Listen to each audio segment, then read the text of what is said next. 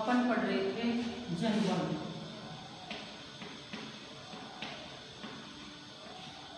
ये अपन ने कल स्टार्ट किया था। तो इसमें मैंने बता दिया था जलवायु किसे कहते हैं। मौसम, अलग अलग प्रकार का जलवायु की जो दशाएं हैं, अलग तापमान, आर्द्रता, ये भिन्न भिन्न क्षेत्रों में भिन्न भिन्न क्यों पाई जाती हैं। अब अपन पढ़ेंगे जलवायु नियंत्रण कि जलवायु को नियंत्रित कौन कौन से कारक करते हैं।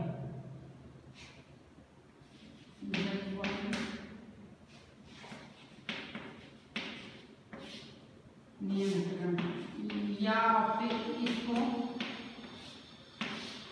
ये भी कह सकते हो कि जलवायु को प्रभावित करने वाले कारक कौन कौन से हैं। ठीक है, जलवायु को नियंत्रित कौन कौन से कारक करते हैं।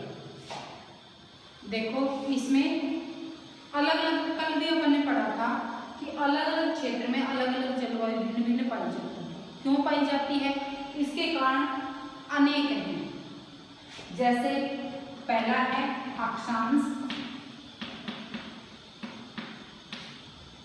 दूसरा है ऊंचाई, अभी मैं समझा दूंगी, तीसरा है वायुदाब व पवन तंत्र,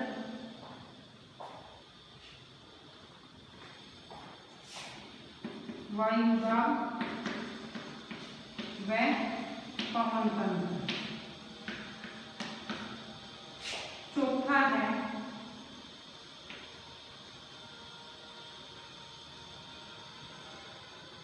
महासागरीय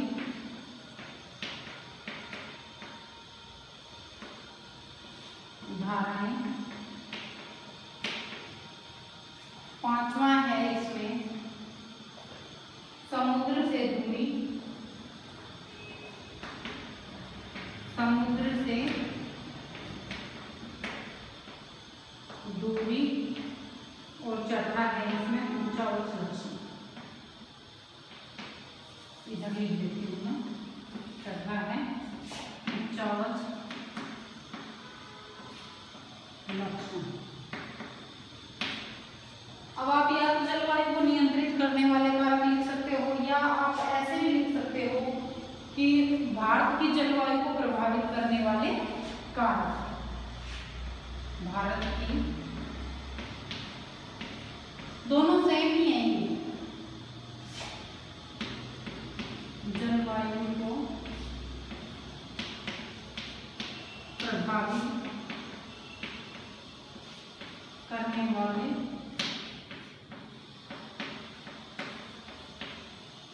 कारक। ठीक है, अब ये कारक कौन कौन से हैं। अक्षांश, अक्षांश किस प्रकार से प्रभावित करता है भारत की जलवायु को, या विश्व के संदर्भ में भी कारक तो यही पाएंगे। अब देखो, आपको पता ही है, पहले आपने पढ़ा होगा कि जैसे ये समझ लो पृथ्वी,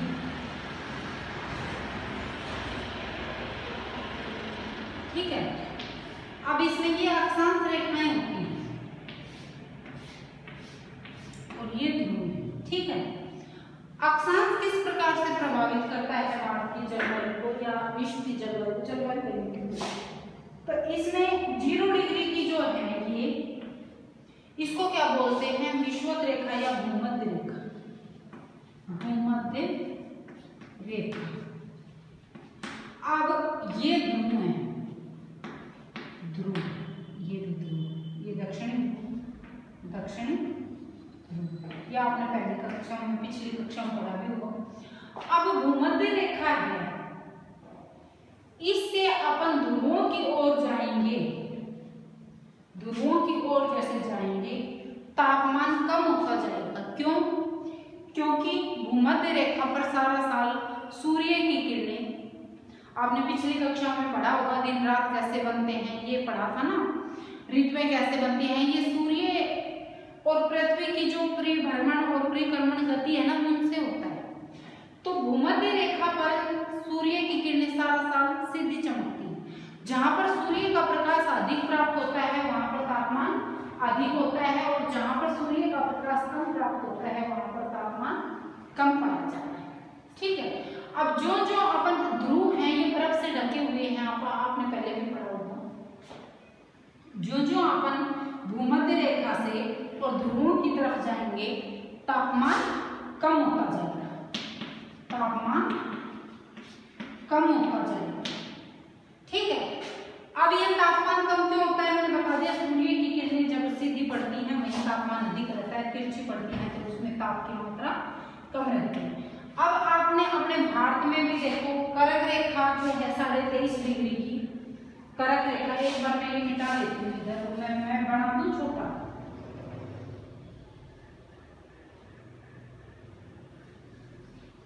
ये ठीक है ना,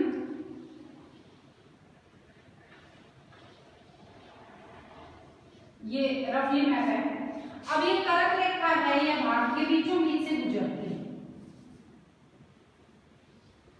ठीक है, कर्क रेखा कितने डिग्री पे है? 23.5 डिग्री, 23 डिग्री। ठीक है, 23.5 डिग्री उत्तरी अक्षांश पे, उत्तरी अक्षांश। अब यह भारत को 2 भागों में बांटती है लगभग। तो जो कर्क रेखा से और 23.5 डिग्री की जो ये रेखा है, यहाँ तक कौन सा कटिबंध आता है? 3 कटिबंधों में बांटा है, उष्ण कटिबंध, शीत कटिबंध और शीतोष्ण कटिबंध। ठीक है, तो यह भाग तो भूमध्य रेखा से, जो भूमध्य रेखा नीचे से आती है ना, कर्क रेखा तो उत्तरी क्षेत्र में है और मकर रेखा दक्षिणी अक्षांश गोलार्ध में है। यह आपने पहले कक्षा में पढ़ा होगा। अब अपना आधा भाग, भारत का आधा भाग तो है उष्ण कटिबंध में, उष्ण कटिबंध, और आधा भाग है शीतोष्ण कटिबंध, शीतोष्ण कटिबंध। ठीक है, अब यहाँ उष्ण कटिबंध है दक्षिणी भाग में, वहां पर तापमान अधिक पाया जाता है, और शीतोष्ण जो भाग है वहां पर तापमान फिर भी इसके दक्षिण भाग की अपेक्षा कम पाया जाता है। तो अक्षांश के अनुसार जलवायु कैसे प्रभावित, जलवायु या अक्षांश कैसे प्रभावित करते हैं? तो जलवायु को अक्षांश, जो हम इसमें ये है कि जो हम ऊंचे अक्षांशों में जाएंगे तापमान कम होता जाएगा।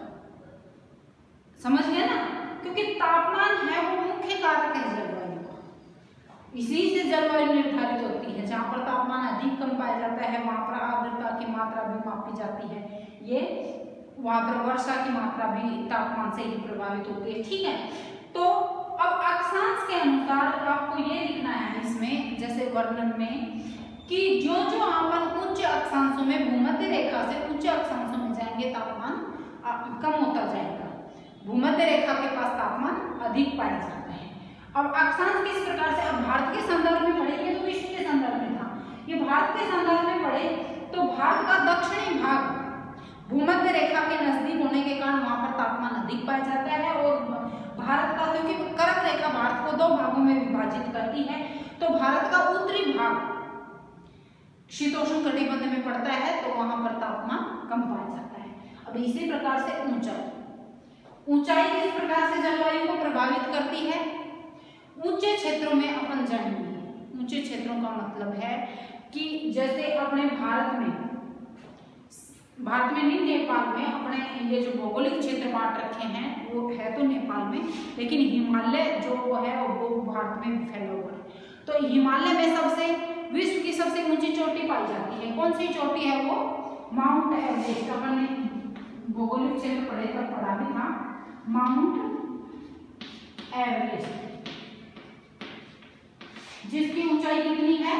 8,848 मीटर। ठीक है, ये तो था एक, तो अक्षांश के अनुसार तो अपन ने ये मापना। अब दूसरा है ऊंचाई। ऊंचाई जलवायु को किस प्रकार से प्रभावित करती है कि जो पहाड़ी क्षेत्र में, अब लगभग भारत में जैसे 6000 मीटर ऊंची चोटियां, 6000 मीटर की ऊंचाई वाले क्षेत्र माने जाते हैं, औसत रूप से चोटियां पाई जाती हैं। ठीक है, कुछ चोटियां ऊपर भी हैं लेकिन औसत ही माना जाता है।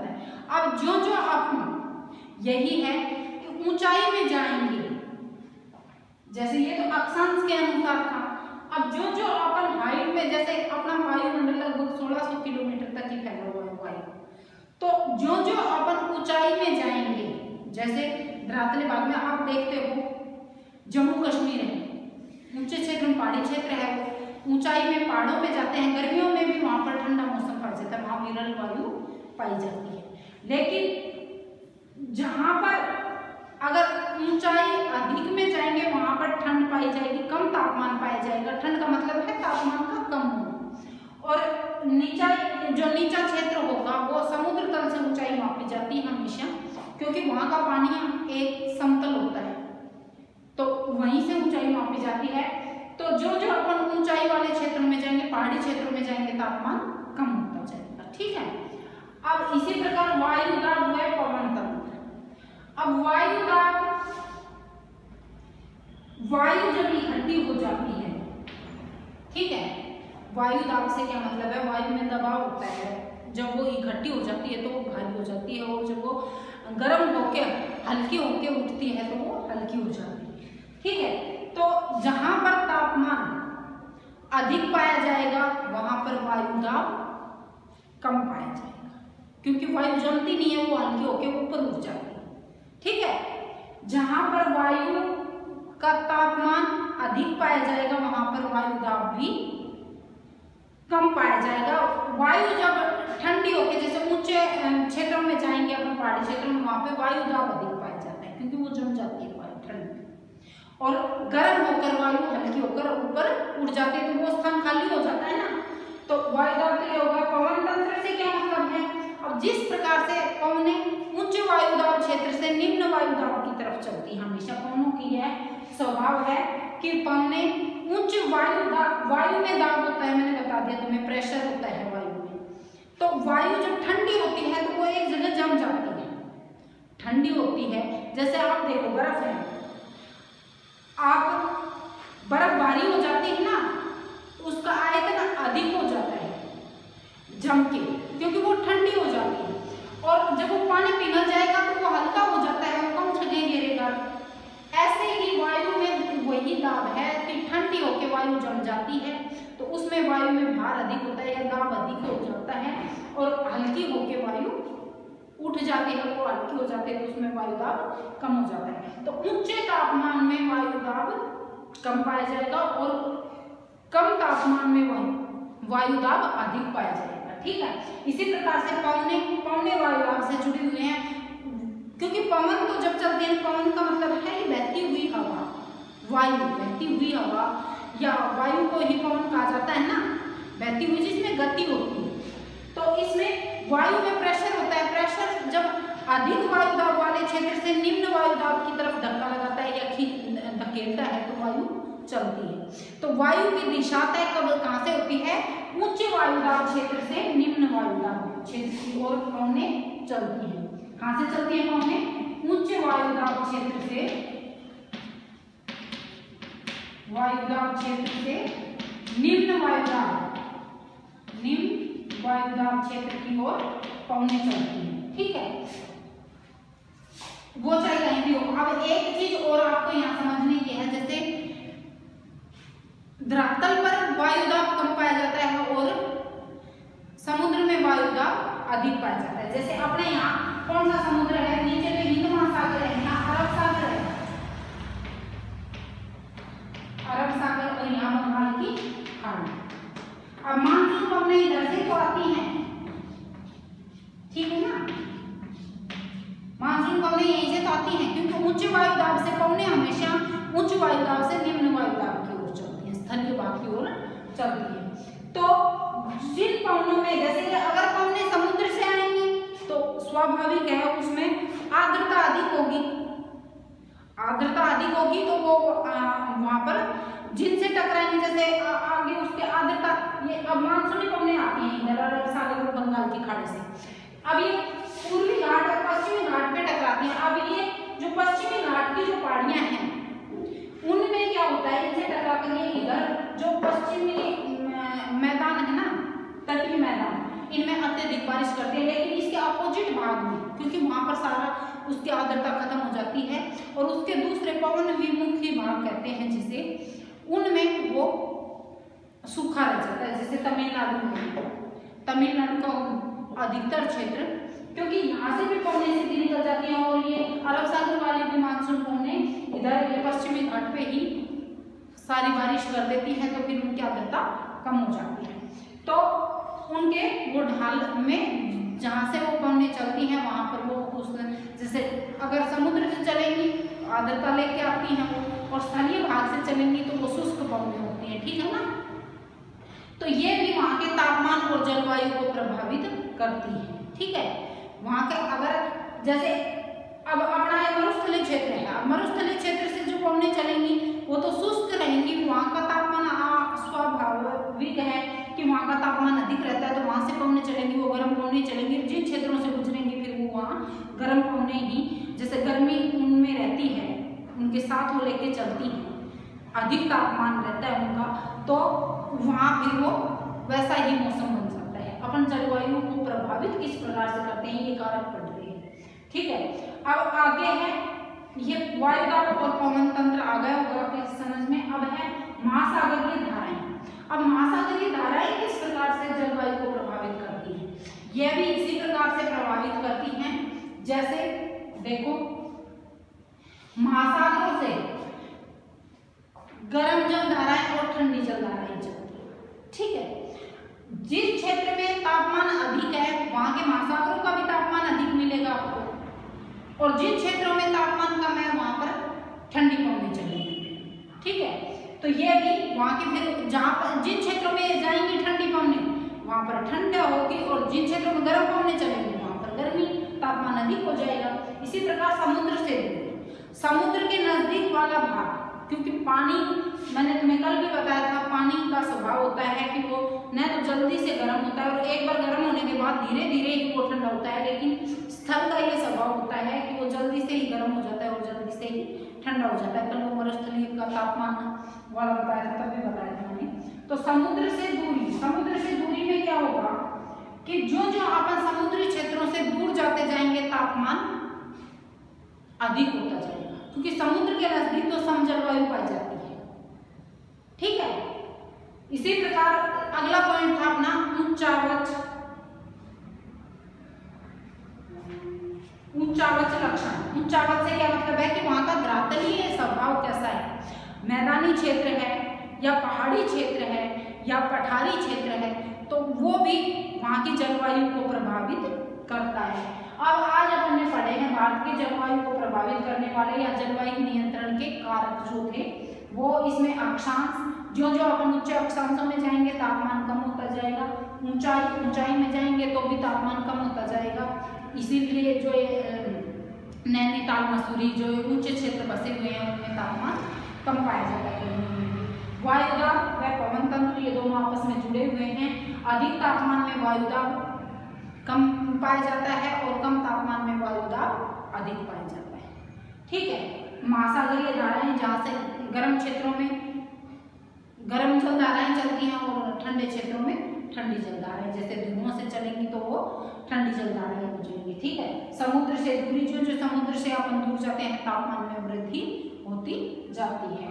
और उच्चावच लक्षण इसमें भी यही है कि जिस प्रकार का वहाँ पर पहाड़ी क्षेत्रों में जैसे अपन ऊंचे जाते हैं उसके अपोजिट साइड होते हैं, क्योंकि वो ठंडी पवनों को वहाँ से रोक लेते हैं, तो वहाँ का तापमान जैसे अपने भारत में हिमालय पर्वत है इस क्षेत्र में, अपन ने पहले लेसन पढ़ा भी था ना भौगोलिक प्रदेशों में। तो हिमालय क्षेत्र अब यहाँ से इधर चीन और इधर से आने वाली जो ठंडी पवनें हैं, क्योंकि ये उच्च अक्षांश होते जाते हैं ऊपर जाते हैं, तो उन ठंडी पवनों को यह हिमालय पर्वत यहाँ आने से रोक लेता है। इसीलिए अपने यहाँ फिर भी सर्दियों में भी मौसम ठीक रहता है, नहीं तो बर्फ जम जाएगा अगर वो ठंडी पवनें अपने तक आ जाए, ठीक है। अब आपको ये प्रभावित करने वाले कारक आ गए होंगे समझ में। अगर फिर भी कोई समस्या हो तो आप पूछ ले, आगे कल पढ़ेंगे।